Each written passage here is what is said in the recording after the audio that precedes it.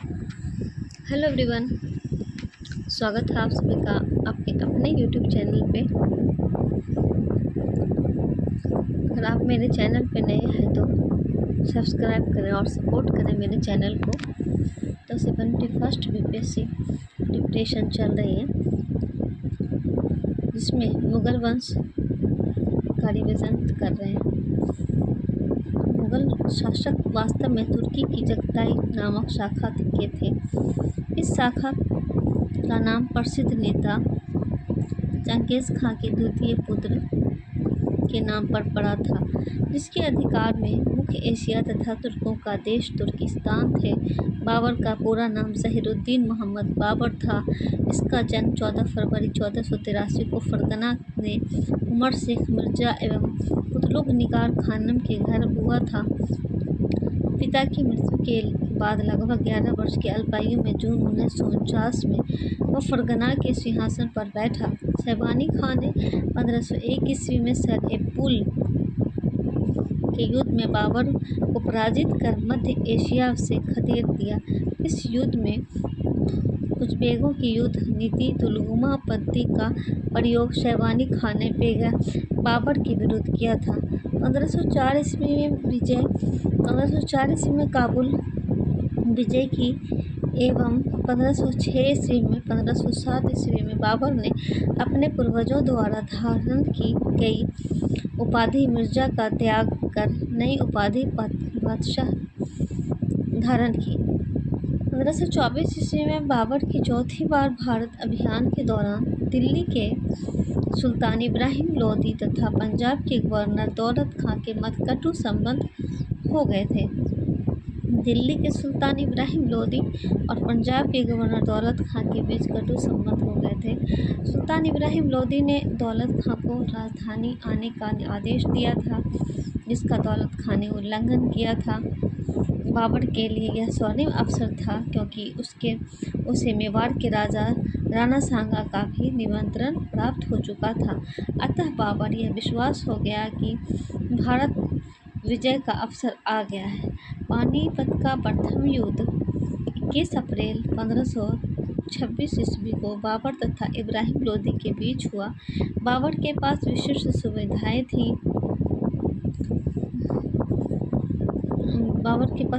सुविधाएं थीं। इब्राहिम लोदी की सेना संख्या में अधिक होते हुए भी इसके पास तोपखाने इस युद्ध में आश्चर्यजनक कार्य किए। इब्राहिम लोदी की सेना संख्या में अधिक होते हुए भी पराजित हुई और इब्राहिम लोदी रणक्षेत्र में मारा गया।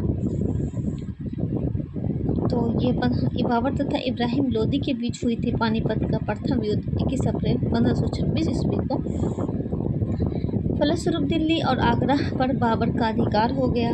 27 अप्रैल 1526 ईस्वी को बाबर ने अपने आप को बादशाह घोषित कर भारत में मुगल साम्राज्य की नींव डाली। कब डाली? भारत ने अपने आप को बादशाह घोषित कर भारत में मुगल साम्राज्य की नींव डाली। मुगल साम्राज्य की नींव डाली जी। उसके बाद बाबर ने तुलगुमा युद्ध नीति का प्रयोग पानीपत के प्रथम युद्ध में ही किया था। इस युद्ध में बाबर की सफलता का सबसे मुख्य कारण उसका विशाल तोपखाना था, किंतु नेतृत्व उस्ताद अली कुली नामक व्यक्ति कर रहा था। बंदूकियों का नेतृत्व मुस्तफा कर रहा था। बाबर की उदारता के कारण लोगों ने उसे कलंदर की उपाधि प्रदान की। वर्तमान भारत में सर्वप्रथम पानीपत की पहली लड़ाइयों में तोपों का प्रयोग किया गया। पानीपत की पहली लड़ाई में ही तोपों का प्रयोग किया गया था। सर्वप्रथम भारत में, याद रखना, भारत ने खानवा के युद्ध में जिहाद की घोषणा की थी।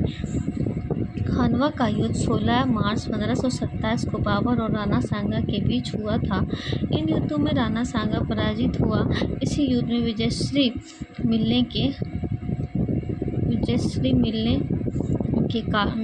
के उपरांत बाबर ने गाजी की उपाधि धारण की। 1528 ईस्वी में बाबर ने चंदेरी के किले पर अधिकार कर लिया।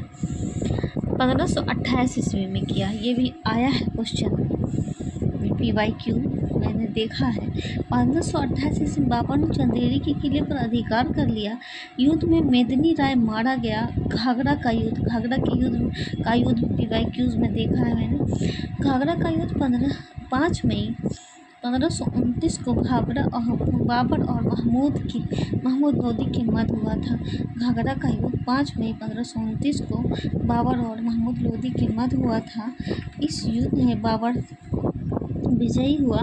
बाबर का यह अंतिम युद्ध था और घाघरा का युद्ध बाबर का अंतिम युद्ध था जो 5 मई 1529 को लड़ा गया था।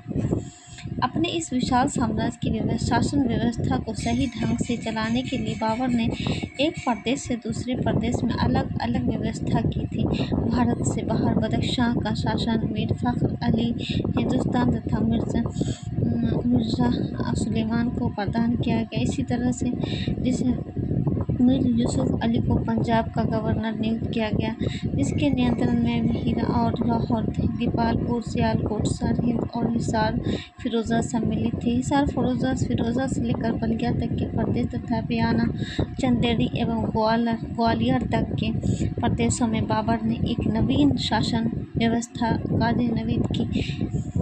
इस प्रकार बाबर का साम्राज्य बदख्शां से बिहार तक फैला था। मुगल साम्राज्य की आधारशिला रखने वाले ज़हीरुद्दीन मोहम्मद बाबर ने अपने जीवन संबंधी घटनाओं को एक ग्रंथ में स्वयं ही लिखा है। इसे तुजुक बाबरी या बाबरनामा कहते हैं। ये भी UPSC क्वेश्चन आए हुए हैं। तुजुक बाबरी या बाबरनामा। बाबर ने अपनी आत्मकथा में जो 2 हिंदू राज्यों का उल्लेख किया है उसमें एक विजयनगर तथा दूसरा मेवाड़ है। अकबर ने अब्दुल रहीम खाना द्वारा बाबरनामा का फारसी भाषा में रूपांतरण करवाया था।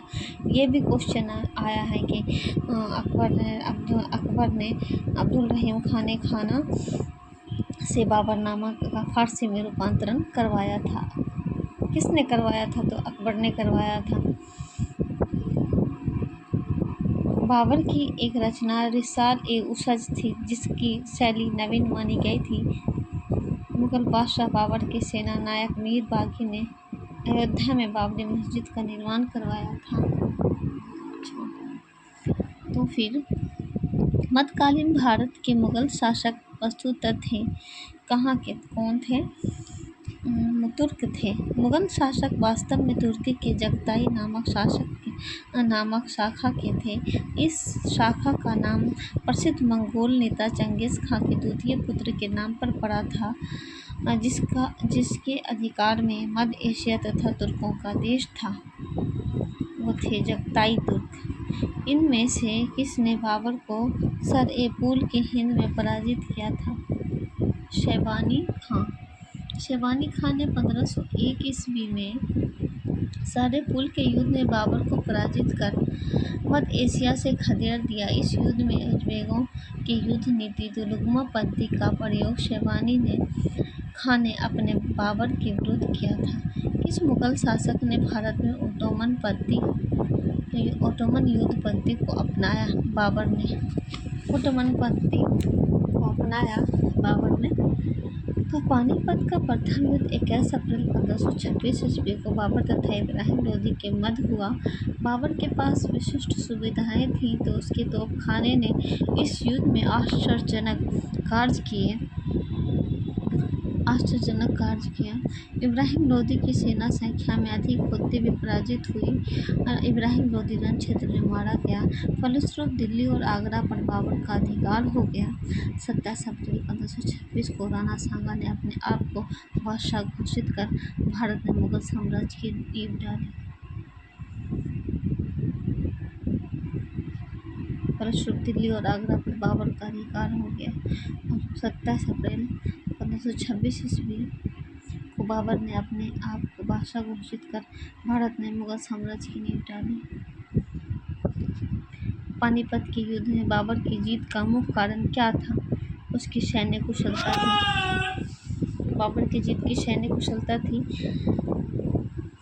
पानीपत का प्रथम युद्ध 21 अप्रैल 1526 को बाबर एवं इब्राहिम लोदी के बीच हुई, जिसमें अपनी सैन्य कुशलता के बल पर बाबर ने विजय प्राप्त की। बाबर के सैन्य संख्या लोधी सेना से कम थी, फिर भी उसकी कुशल सैन्य नीति के चलते विजयश्री ने उसका वरण किया। इब्राहिम लोधी स्वयं एक अनुभव शून्य व्यक्ति था। बाबर लिखता है कि वह अनुभवहीन व्यक्ति था जो अपनी गतिविधियों में बड़ी असावधानी रखता था। वह बिना किसी व्यवस्था के आगे बढ़ता, रुकता तथा बिना किसी दूरदर्शिता के संघर्ष में लीन हो जाता था। बाबर इब्राहिम लोधी के बारे में लिखते हैं। तो इसी तरह से ये हमारा रिवीजन चल रहा है। आप भी लगे रहें, अपना बेस्ट देते रहें 71st बीपीएससी के लिए। अभी तो 10 सितंबर इसका बीपीएससी द्वारा दिया गया संभावित डेट है, तो आप तैयारी करते रहें। आप मेरे चैनल पर अगर नए हैं तो मेरे चैनल को सब्सक्राइब करें, लाइक करें और प्लीज़ सपोर्ट करें। और ख़ासकर जो भी क्या हुआ इसलिए है हाउस वाइफ के लिए तो टाइम बहुत कम मिलता है उनको। जैसे मैं भी अब इस वक्त जो मैं वीडियो बना रही हूँ या रिवीजन करते टाइम जो अपना वीडियो ले लेती हूँ, इसी वक्त हमारे पास टाइम होता है, या मैं उम्मीद करती हूँ कि और भी ये हाउस वाइफ के पास वक्त होता होगा इसी वक्त, जो दिन का खाना भी, नाश्ता के बाद दिन का खाना भी लगभग बना लेती हैं, लगभग घर का काम निपटा लेती हैं। जो एक दो काम को छोड़कर, एक दो काम तो बच जाता है, उसको जान के भी छोड़ देना चाहिए कि नहीं पढ़ना है पहले, फिर बाद में काम करना है। सब काम को निपटा कर बैठेंगे तो पढ़ाई के लिए कोई टाइम नहीं बैठेगा, फिर उस पढ़ाई का कोई मायने नहीं रहेगा।